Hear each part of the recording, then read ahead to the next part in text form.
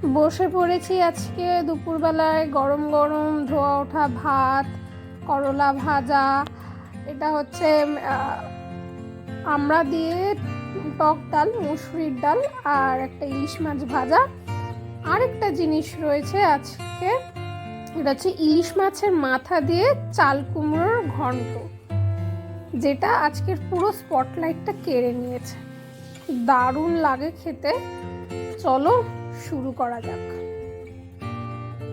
প্রথমে খাবো আজকে করলা ভাজাটা দিয়ে গরম গরম ভাত। করলা ভাজাটা এইভাবে মেখে, একটু ঘি হলে ভালো হতো, কিন্তু ঘিটা আমি আজকে ইচ্ছে করেই নিইনি।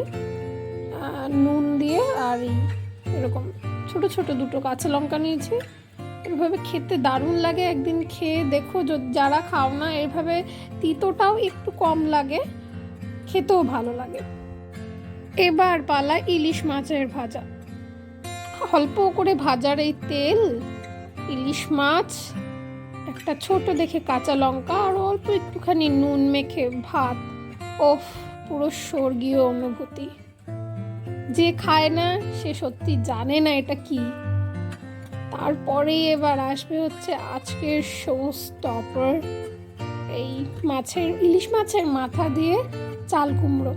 ইলিশ মাছের মাথা যে কিছুতে দেওয়া যায়, যা কিছু সবজিতে দেওয়া যায়, একদম সবজিটার স্বাদটাই যেন দ্বিগুণ হয়ে যায়। এটা লাউ দিয়েও ভালো লাগে, এই চাল কুমড়ো দিয়েও আজকে বেশ ভালো লাগছে। চাল কুমড়ো দিয়ে আজকে প্রথম বানিয়েছে মা, বেশ ভালো লেগেছে। তোমরা সবাই ট্রাই করো, আমার পাশে থেকেও একটু সাবস্ক্রাইব করে দিও।